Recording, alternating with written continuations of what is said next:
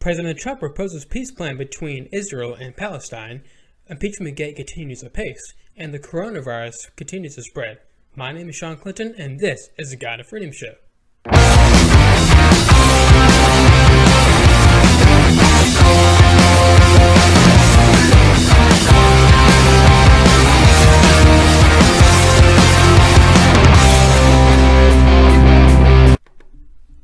Alrighty guys, I hope everyone has had a great week so far. Happy Saturday.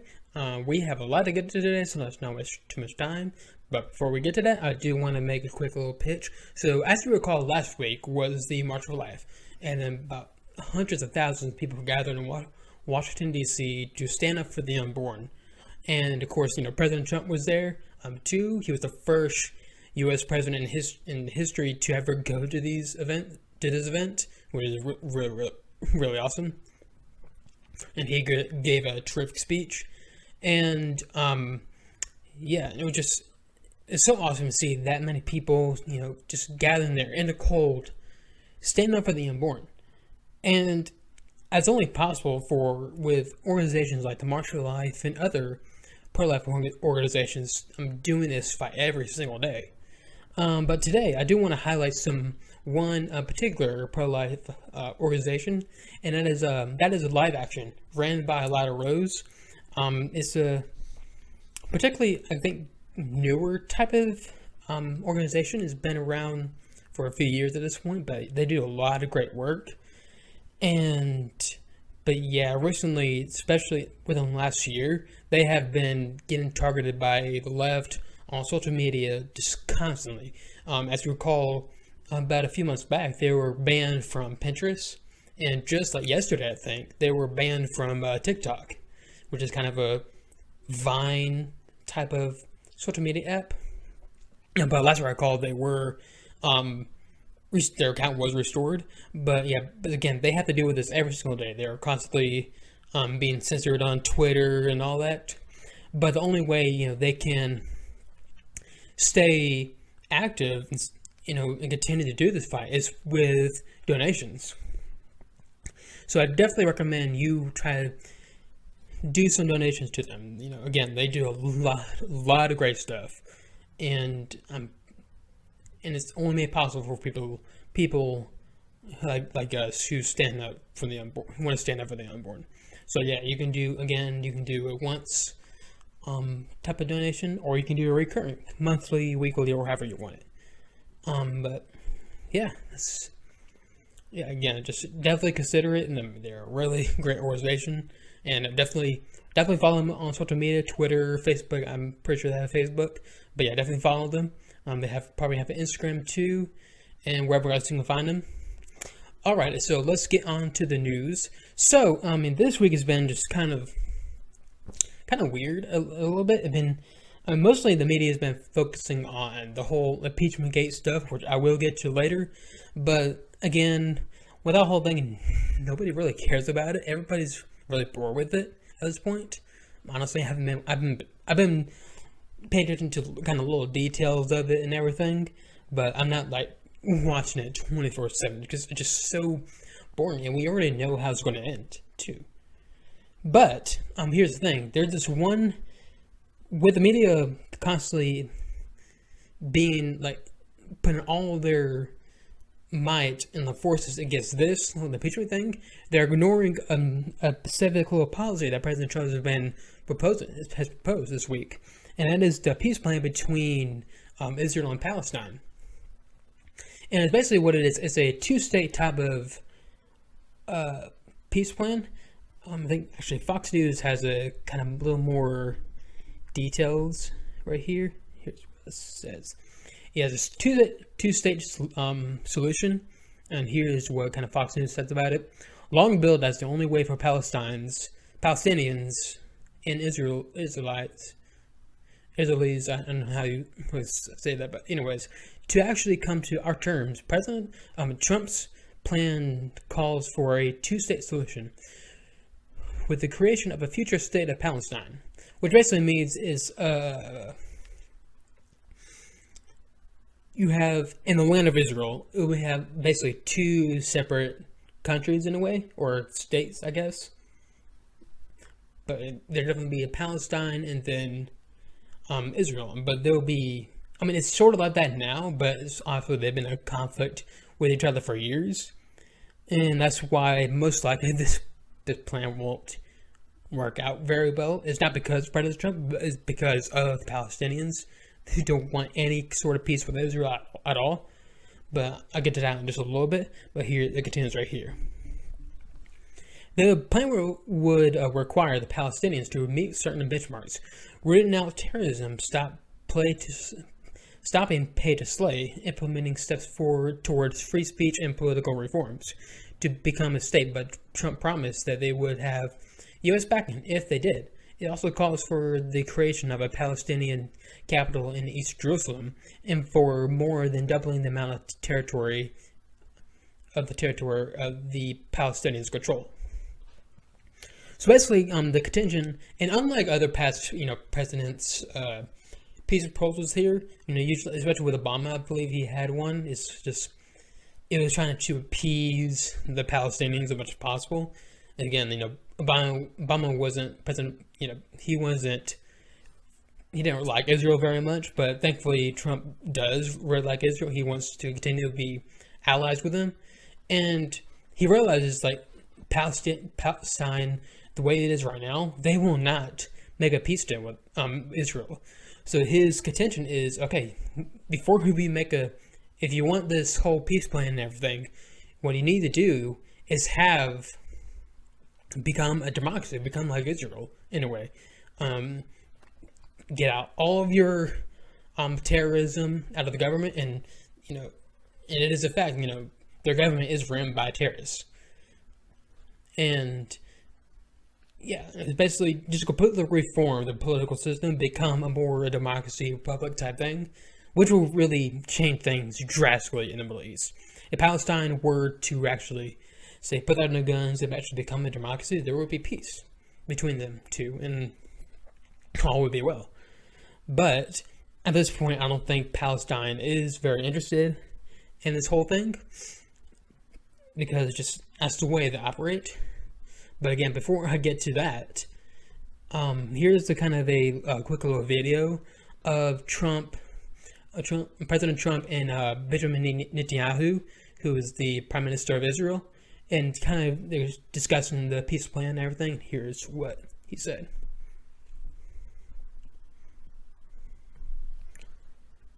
We will form a joint committee with Israel to convert the conceptual map into a more detailed and calibrated rendering so that recognition can be immediately achieved.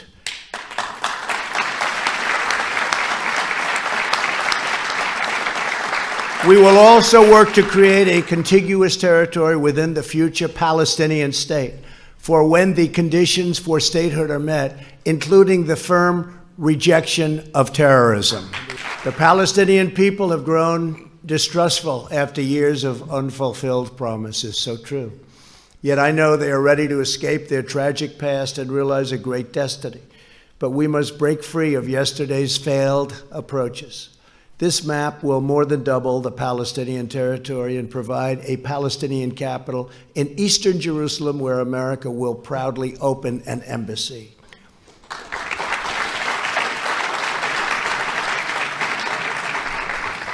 No Palestinians or Israelis will be uprooted from their homes. Israel will work closely with a wonderful person, a wonderful man, the King of Jordan, to ensure that the status quo of the Temple Mount is preserved and strong measures are taken to ensure that all Muslims who wish to visit peacefully and pray at the Al-Aqsa Mosque will be able to do so. This is a major statement. This is of major importance. And thank you very much. Thank you.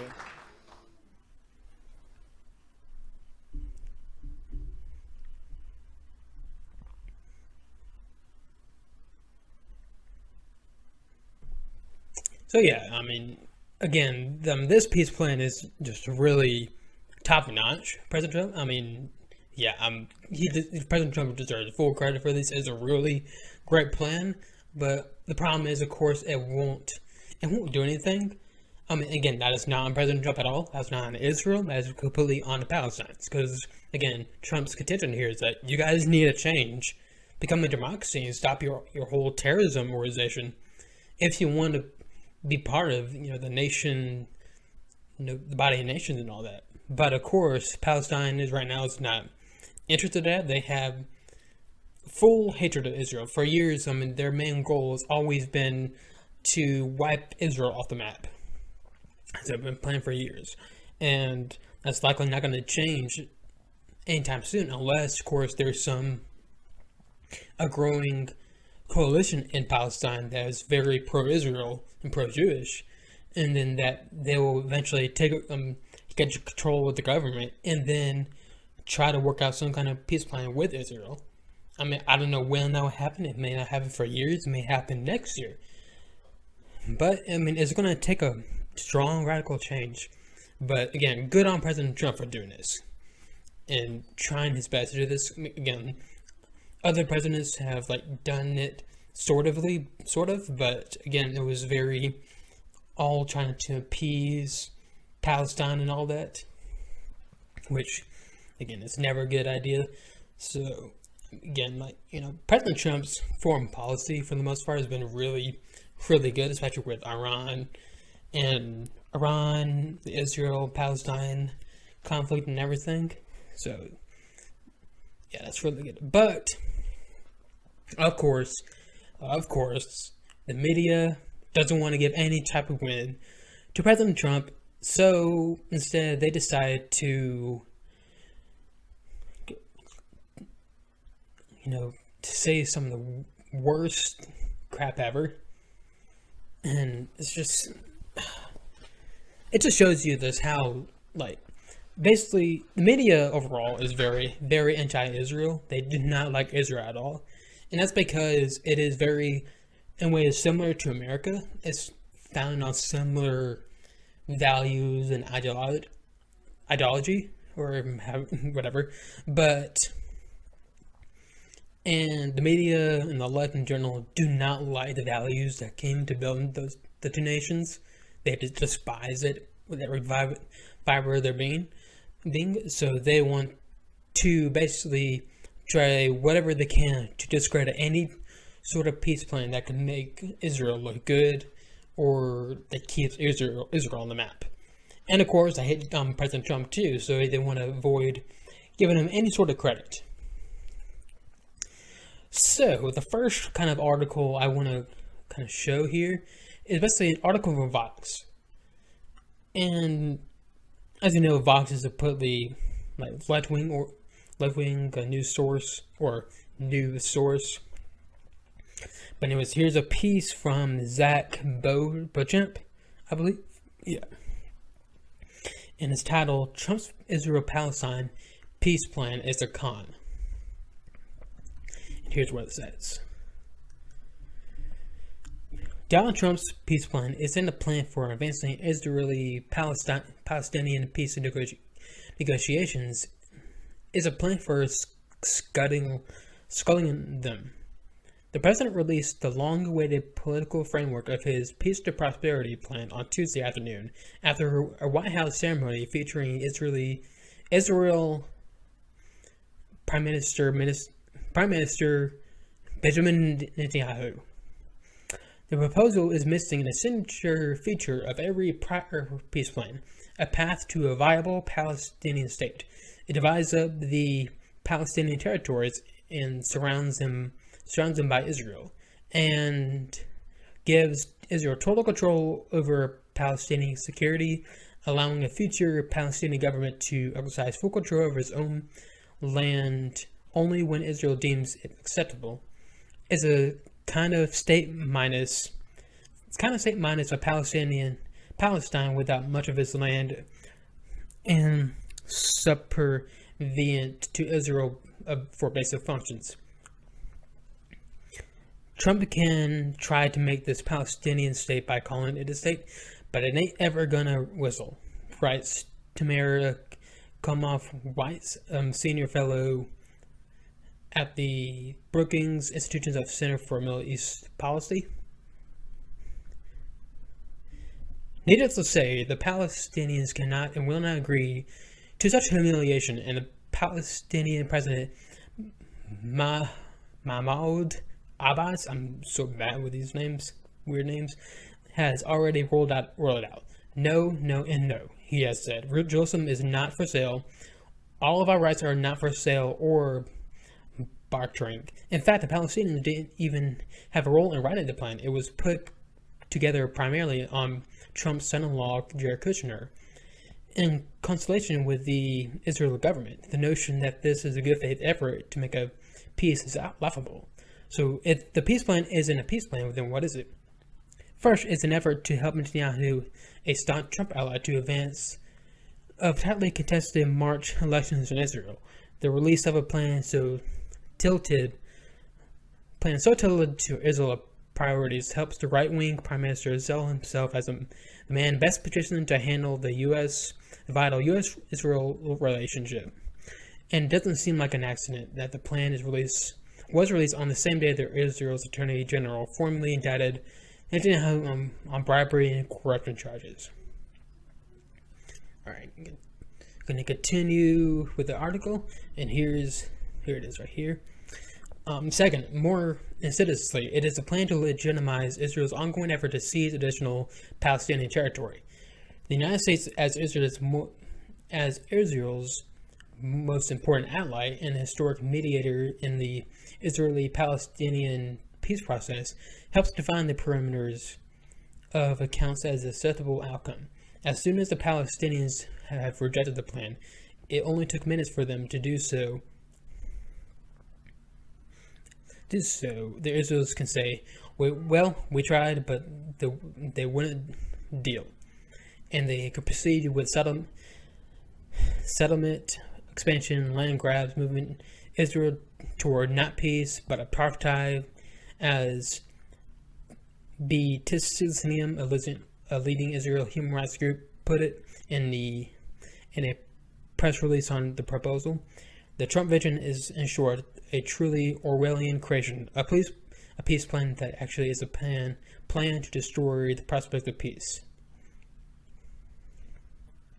So obviously, this piece is completely garbage from the beginning, and it paints Palestine as they're the victims in all this. Israel has been the monster, the violent one in the Middle East, when in fact it's been the opposite. Palestine has been launching terrorist attacks against Israel for years, launching rockets against them. I mean, they're not a good place. I'm sorry, they're just not. And the reason why, you can't just, what this Vox writer wants to do is basically appease them, the Palestinians, as much as possible. But again, that never works. It's not going to work with them, because without them actually changing the way their government operates. Because if you just give them a bunch of power and land with them still having the same government, and then soon they become powerful enough to go right into Israel and start killing many people. So, yeah, I mean, this is just one of the examples of just how garbage the media has just been in this whole thing. And it's so silly. But again, of course, as it turns out, Israel, of course, embraced the plan as usual, and of course, Palestinians rejected the plan as was expected, of course. But of course, the media is just like, oh, see, that just tells you how bad Trump's peace plan is and how bad Israel is. The Palestinians are the victims here. All they want is their land back. When in fact, it wasn't their Palestinians' land to begin with. It's always belonged to the Jews and the Israelites.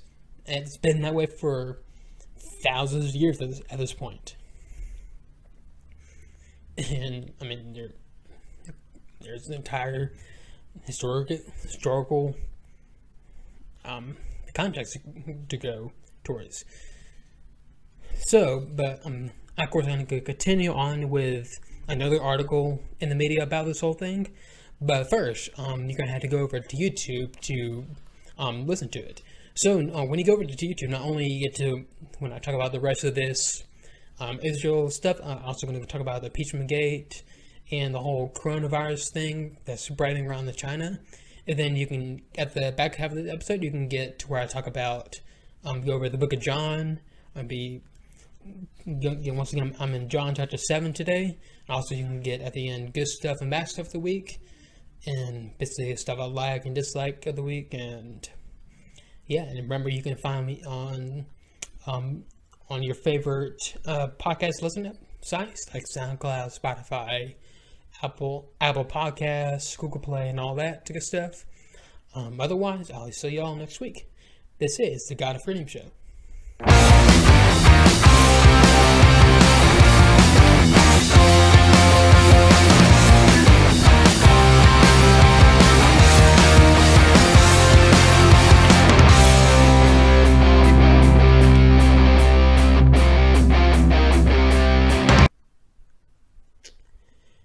Alrighty guys, so let's continue on right here. So this is a piece in the Washington Post, and of course, you know, the Washington Post is going to have the best articles ever.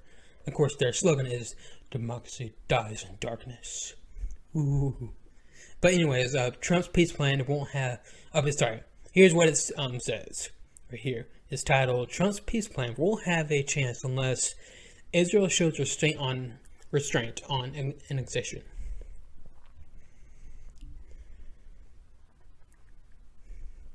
Here's what it says. The Trump administration has now unveiled its Mideast peace plan. While we should expect plenty of debate about its terms, which represent a sharp departure from U.S. past U.S. peacemaking efforts, another development has essentially pushed the plan into the background. Israeli officials have announced that they plan to annex all West Bank settlements next week. If they do, this new phase of the process will be dead before it really starts. The peace plan was supposed to take the interests of both sides into account, but the annexation move essentially makes an agreement superfluous, since Israel is already helping itself to rewards that it's supposed to gain from future negotiations over the plan. Any benefits for the Palestinians are left for the 4-year period ahead, designated by the Trump administration, when both sides are consider the plan. Israel has complained in the past that it is yielding tangible territory assets for the intangible promise of peace. Now Israel would be adding land immediately, while the Palestinian land would be conditional on other benchmarks. The sudden urgency of annexation plans seemed designed to unite Israel's right on the eve of an election, which might otherwise fracture the prospects of ceding territory to the Palestinians. The annexation plans also have the effect of alienating the Arab states, who initially reacted to the new peace plan without their usual stance of lining up behind the official Palestinian position. This reflects a recent seismic shift that has taken place in Arab countries about Israel. Many of the region's leaders now believe that if the United States retreats from the Middle East, Israel is not only a necessary bulwark against the threats Iraq face, but also potentially a useful ally. Unfortunately, the willingness of Israeli Prime Minister Benjamin Netanyahu to push an annexation for his near-term political benefit could damage the emerging alignment between Israel and the Arab states. Arab leaders certainly won't want to look as though they are even indirectly helping Israel take what they consider to be Palestinian territory. But again, of course, it's not the lie in the media, the left, the media, everybody tries to push is that all that land belongs to Palestine and Israel took it from them. But again, that land has been belonging to Israel for years, for thousands of years. But I mean, the idea that Israel is the bad guy in this whole thing is just utter nonsense, and that Israel needs to make the concessions and change their government in every way to ensure peace is completely utter nonsense. As Dennis Prager says many times, is that if Palestine were to put down their guns tomorrow, there would be peace in the region. But if Israel were to put down their guns tomorrow, there would be no Israel. That's just how the thing works. Because their little secret is many Arab nations, Palestine, probably Iran, and all of them want to wipe Israel off the map. And the only reason they haven't is because not only does Israel have like a strong military, but they also have the backing of the United States. And so that's, again, so I think they're smart enough to not go to full-scale war with Israel because they know the United States will have their back, and they certainly don't want to go to war with the United States, as we saw with Iran like a few weeks back. But yeah, we'll see where this plan goes. Again, it's a really good plan. Good on President Trump for making this plan. And, of course, bad in the media for, of course, being a garbage like they always are. But I've come to expect out of the media at this point. They're gonna meet against anything President Trump proposes, no matter how good it is. He can find the cure for cancer, and they're gonna be, what dark reason he has for doing this. There's not enough diversity in the people who found the cure for cancer, which I will get to later because there's an actual article in CNN titled similar to that. Alright, so now we got that out of the way. Let's go over Impeachment Gate 2020. So, the Impeachment Gate stuff has just been slowing down, basically. It's been absolutely boring. Again, I've not been watching it every 24/7. I've been attention to little details, but I've been watching it 24/7. But yesterday, the Senate basically voted to have some witnesses come on trial, and they were rejected. The vote was 51 to 49. 51 to 49, and so it's pretty much partisan for the most part. We did have two Republicans vote to have witnesses come on, and that was Susan Rice and Mitt Romney. But here's an unpopular opinion about this whole thing that conservatives and not going to really like, but I don't care. I don't think it wasn't a bad thing to have witnesses on. In fact, I think it would have helped President Trump more than anything. Seriously. It's very unlikely. I just don't see how witnesses coming on testifying in front of the Senate, but and then saying something that actually puts President Trump in kind of look more favorable to people.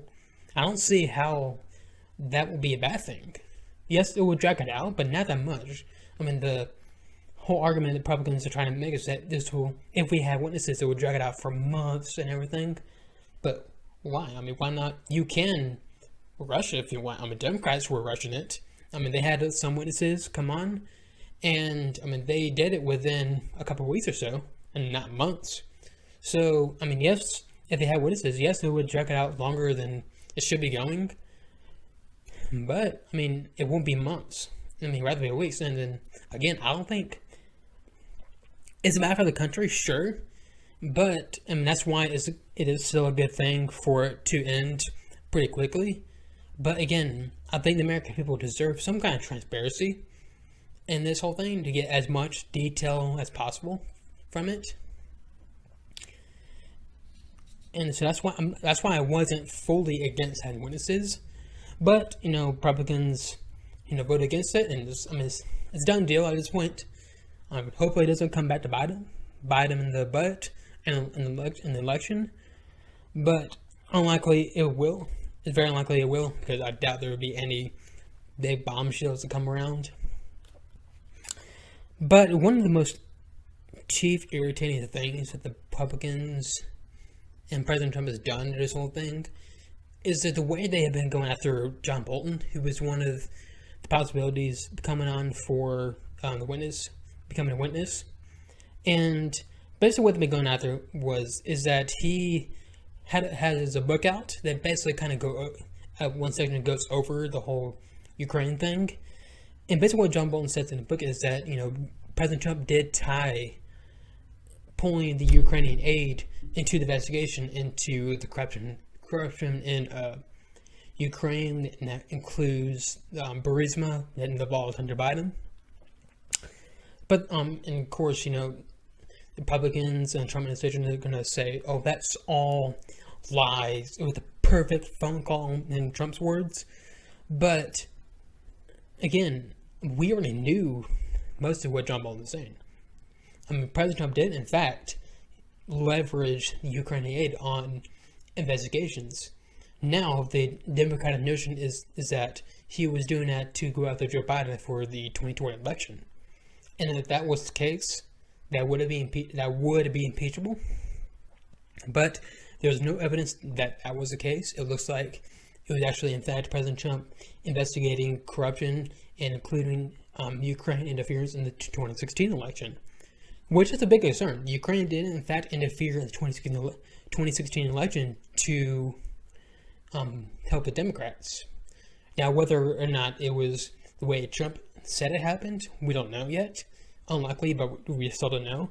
But it is factual that Ukraine did have influence in the U.S. election in 2016. So, and that's obviously very reasonable for President Trump to be concerned about and to want to investigate.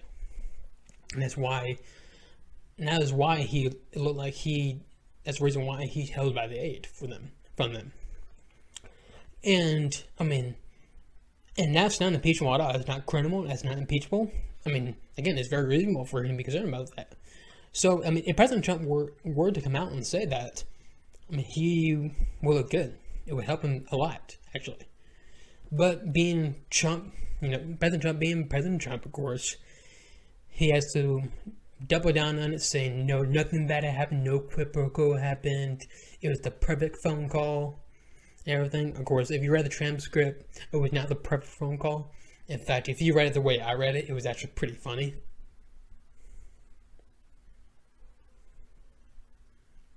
Sorry. But yeah, it was actually pretty funny because it looked like Zelensky was actually trying to propose trying to butter up Trump more than anything.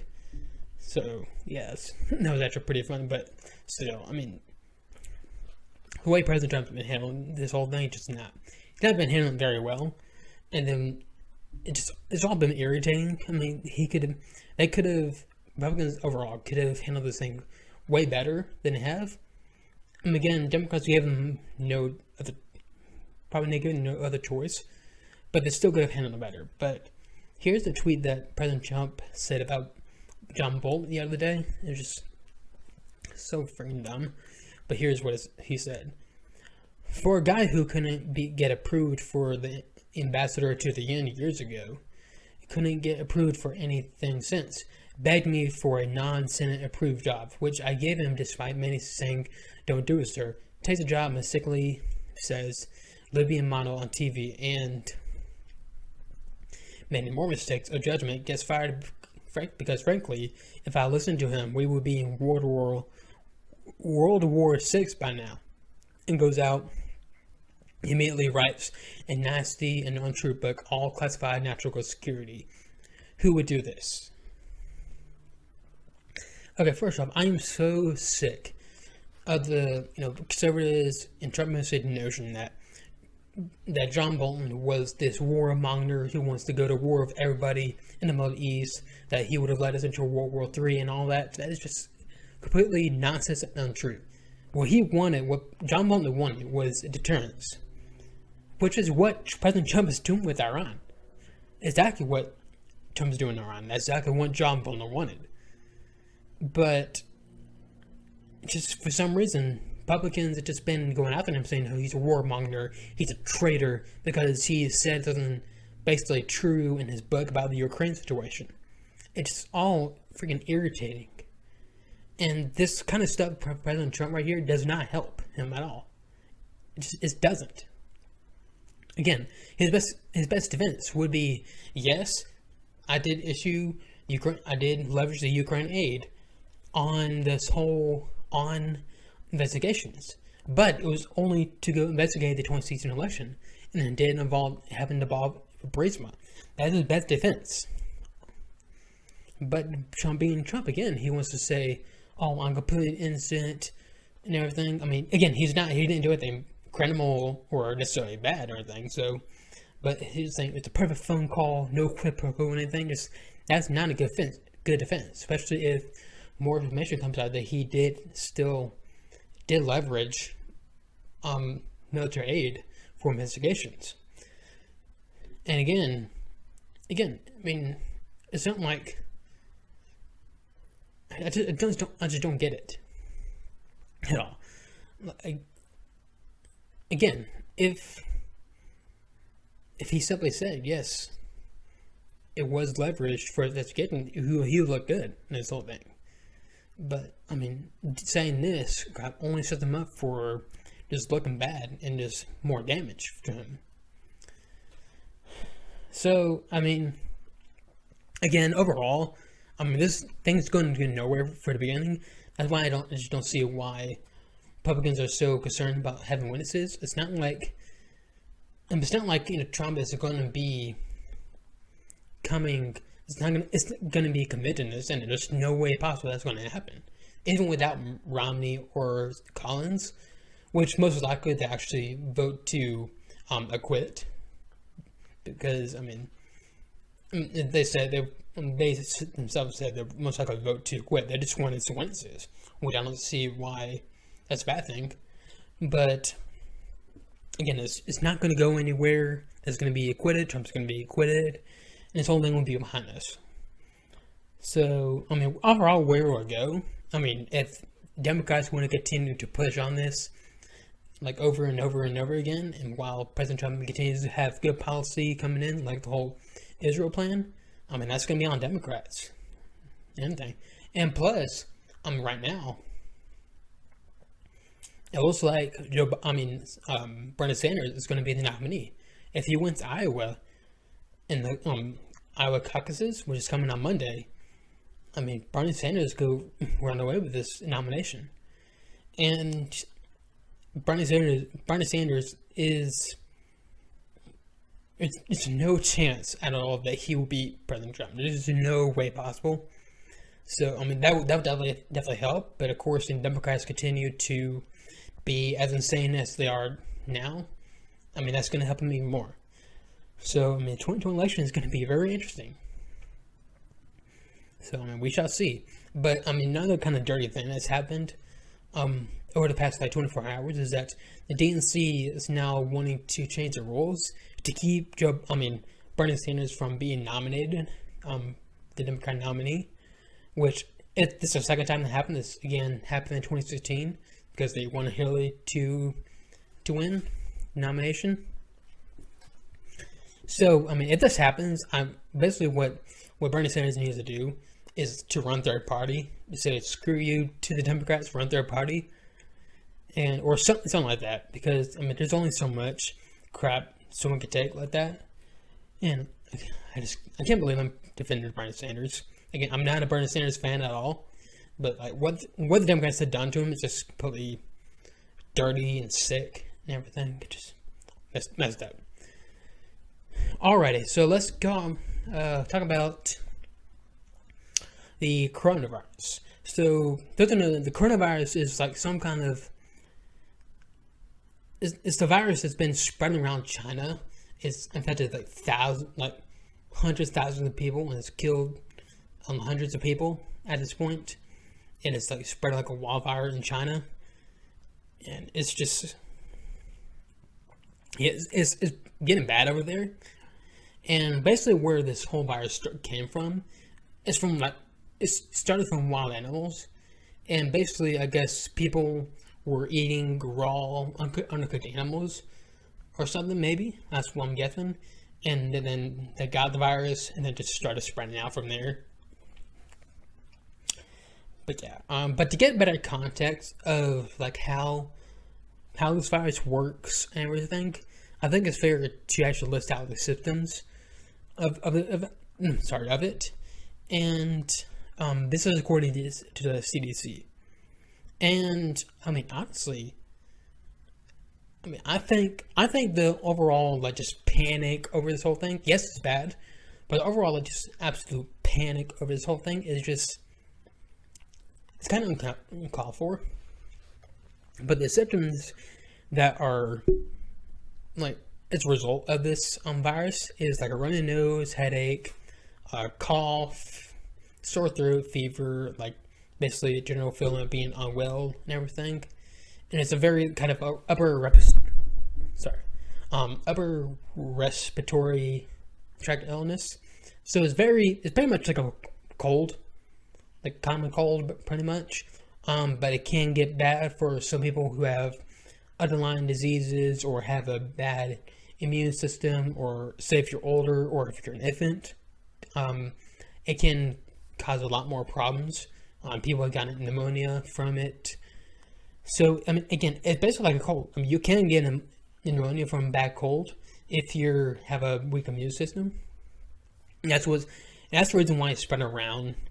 That's why people have the vast majority of people who have died from the coronavirus in China has had underlying problems, health problems. They had a weakened immune system, or they're older or younger, or something like that, and that's why they've been dying like that. And plus, the health system in China is utter crap. I mean, this bad sanitation. That's why, I mean, their overall health without this virus is just bad overall. So it sort of makes sense why it's spread around. But the overall panic of it, just us people saying it's going to cause a worldwide epidemic and everything, is to kill millions of people in the United States and Europe. It's not going to happen. I mean, yes, there's been about 6 people in the United States who have been infected with it, but they, of course, are people who returned from China or were in contact from someone with China who came from China or whatever. But again, I mean, just according to these symptoms right here, I mean, it's not as bad as people want to make it out to be. It's basically like a common cold and everything. So yeah, I mean, the same thing with the whole Ebola thing years ago, where people were panicking it's going to be a worldwide epidemic, but it turned out it wasn't. It was controlled fairly fast, and it was out of the news cycle pretty much immediately. So I pretty much expect the same thing with the coronavirus pretty soon. But of course, I mean, it is becoming a problem in China and is starting to spread out to other countries, which is, so the appropriate thing to do is to have some kind of task force to tackle this whole thing. And thankfully, President Trump does have a task force behind it to kind of combat this whole thing, to make sure to expect, basically what they want to do is expect to people who are coming from China, which is very reasonable. There should be some kind of inspection at the border or in the airport to make sure they're not infected with the coronavirus if you're coming from China. So again, that's not very unreasonable at all. But here is a video from the task force. Basically, they're declaring that coronavirus is a health emergency in the United States. Again, probably like 6 people have been infected so far. But here's what was said. Today, President Trump took decisive action to minimize the risk of the spread of novel coronavirus in the United States. Since taking office, President Trump has been clear. His top priority is the safety of the American people. In addition to the steps that the doctors have outlined, we continue to operationalize a multi-layered, cross-agency, public health response. Following the World Health Organization's decision to declare the 2019 novel coronavirus a public health emergency of international concern, I have today declared that the coronavirus presents a public health emergency in the United States. The actions we have taken and continue to take complement the work of China and the World Health Organization to contain the outbreak within China. In accordance with the declaration, beginning at 5 p.m. Eastern Standard Time, Sunday, February the 2nd, the United States government will implement temporary measures to increase our abilities to detect and contain the coronavirus proactively and aggressively. Any U.S. citizen returning to the United States who has been in Hubei province in the previous 14 days will be subject to up to 14 days of mandatory quarantine to ensure they are provided proper medical care and health screening. To be clear, this applies only to U.S. citizens who have been in Hubei province in the past 14 days prior to their attempted entry into the United States. So yeah, I mean, this is obviously, again, a good thing for President Trump to do right here. And yeah, I mean, these are reasonable measures to take place right here. Basically, again, what he said is that they're going to basically inspect anyone who's coming from the region where the virus is spreading in China. Basically, expect to make sure they're not infected and keep them in quarantine until they're clear and everything for about 14 days or so. So again, that's very reasonable. So good on them. But so yeah, with the task force, I mean, like I said earlier, a little bit ago, I mean, just CNN, of course, the most. Don't get it wrong, guys. Don't get it wrong. CNN is the most objective news source ever. But CNN has this just disgusting article, op-ed type thing. It's so. I can't believe this. You expect to see in like Vox or anything, but I didn't expect to see this in CNN. But again, I'm not really surprised. But here's what it said: Coronavirus task force, another example of Trump administration's lack of diversity.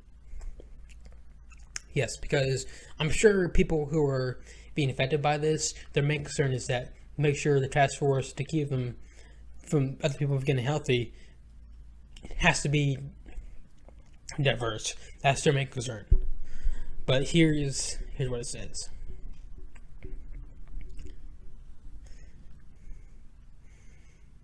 It's a statement that's as predictable as it is infuriating. President Donald Trump's policy lacks diversity. President Donald Trump's administration lacks diversity. On Tuesday, Trump tweeted photos of a briefing he received on the new coronavirus spreading out of China. We will continue to monitor the ongoing developments, the president said in his post. We have the best experts anywhere in the world, and they are on the top of it 24/7. Who are these experts? They're largely the same sorts of white men and a couple of women on the sidelines who have dominated the Trump administration from the very beginning. By contrast, former President Obama's circle of advisors in the face of the 2014 Ebola outbreak in West Africa was hardly so monochromatic. Neither was it so abysmal in terms of gender diversity. Of course, to contextualize, Obama's administration on a whole was far more diverse than Trump's. Okay. I mean, why? Why does this matter? This is a task force designed to help stop the spread of a virus and keep Americans from getting sick by this virus. And CNN's first concern is that it's not diverse enough. This is just an example that just the media will not credit Trump on anything. He can, again, find a cure of cancer, and the media will find a problem with it. This is why, media want to say, oh, Trump has hurt Trump is the one that hurt the credibility of the media. I mean, we're the victims here and everything. But in fact, they've been like this for years. They only hurt themselves. And President Trump was just the one that called them out and just driven them insane. Just so gross. I can't believe seeing him actually post something like this. But again, I can't believe it. So dumb. Alrighty. So I think that's all for this terms of news right there. So let's get into some scripture right here. So again, we'll be in John chapter 7 today. Continue with it. And I'll basically go from... We'll be going from verse 25 to 36 today. And again, you can follow along if you want, and I'll be in the New Living Translation. And the section right here is called, Is Jesus the Messiah? Some of the people who lived in Jerusalem started to ask each other, "Isn't this man the man they are trying to kill? But here he is speaking in public, and they say nothing to him. Could our leaders possibly believe that he is the Messiah? But how could he be? For we know that where this man comes from. When the Messiah comes, he will simply appear. No one know where he comes from." While Jesus was teaching in the temple, he called out, "Yes, you know me. You know where I come from, but I'm not here on my own. The one who sent me is true, and you don't know him. But I know him. I know him because I come from him, and he sent me to you." Then the leaders tried to arrest him, but no one laid a hand on him, because his time had not yet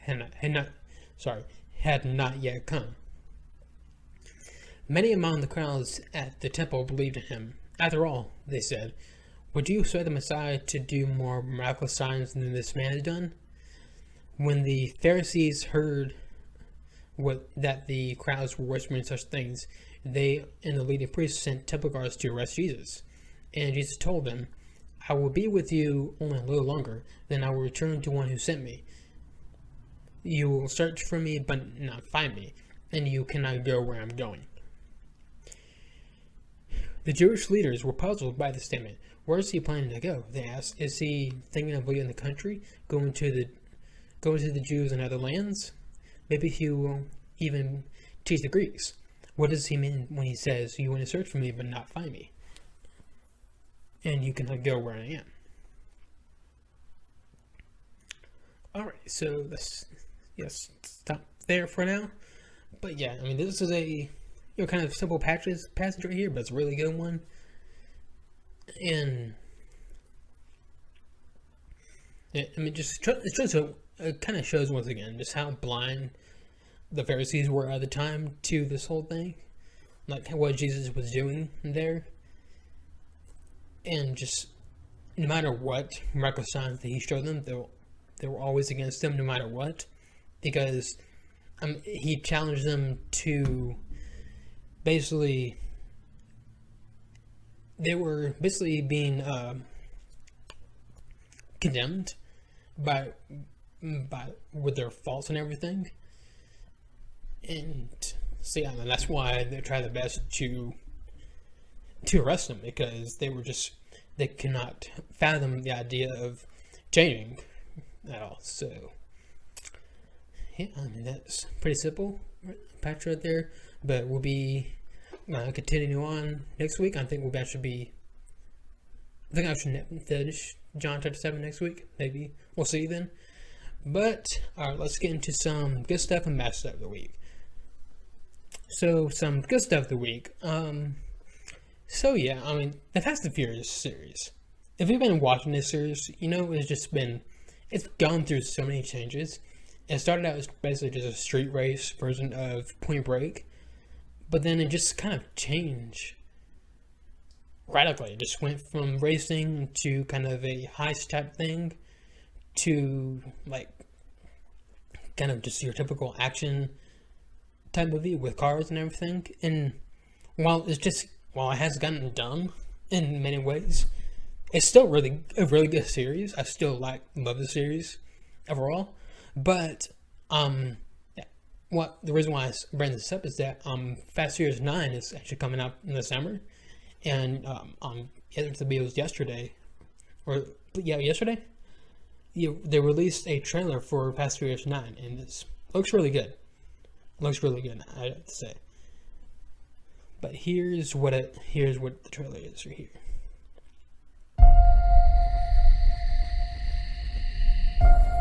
I used to live my life a quarter mile at a time. But things changed. I'm a father now. I will always be in your heart. Little Brian, I have a gift for you. Your daddy gave me this. No, I'm gonna give it to you. It's very special. It's for protection from what's coming.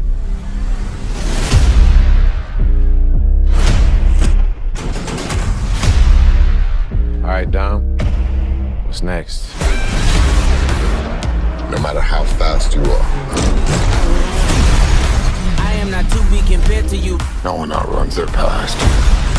I am more easy, you trying your best to become me. And mine just caught up to me. Been a long time, Dom. So we're up against a master thief, assassin, high performance driver. Who is he?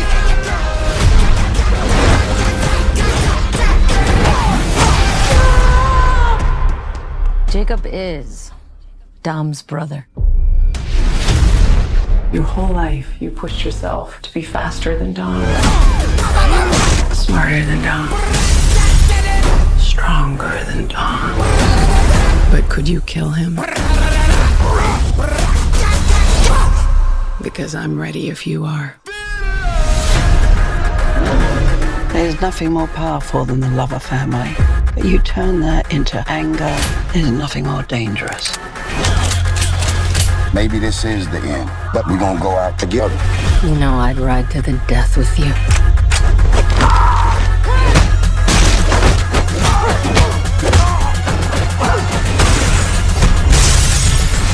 Let's get to work. Please tell me that's not a Pontiac Fiero strapped to a rocket engine? Impressive. I know. No, that's not impressive.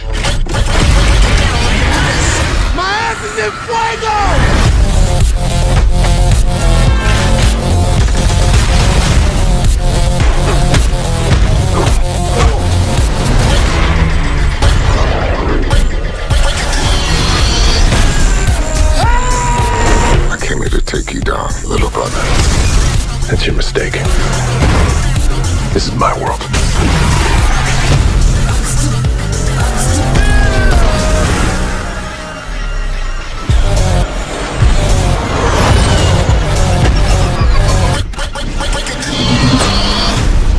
Damn, they got a magnet plane? Hold on. Tell me you're not thinking what I think you're thinking. There's no bridge! Oh, hell no.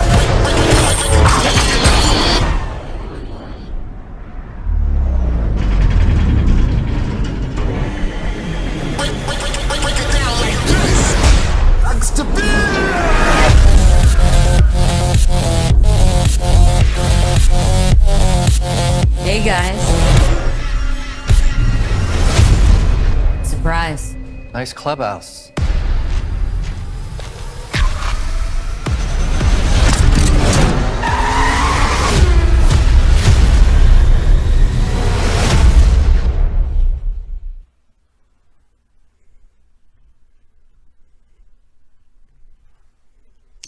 So yeah, I mean, as dumb as the series has gotten, it's still really good, and this movie looks really good. Obviously, one of the most surprising aspects of it is at the end of the trailer, you see Han is back. And if you recall, back in Fast and Furious Tokyo Drift, he was killed in an accident, or actually, it turns out it wasn't an accident, it was actually intentional murder. But he somehow survived. Don't know how, but I assume we'll find out in the movie. Of course, in my opinion, I think they should have saved that reveal for the actual movie instead of putting it in the trailer, because I think the reaction from the crowds would have been amazing from it. But oh well, I mean, we know this, so I mean, just it is what it is. But I'm still can't wait to see how this movie is. It looks good. Alright, let's get to some bad stuff of the week.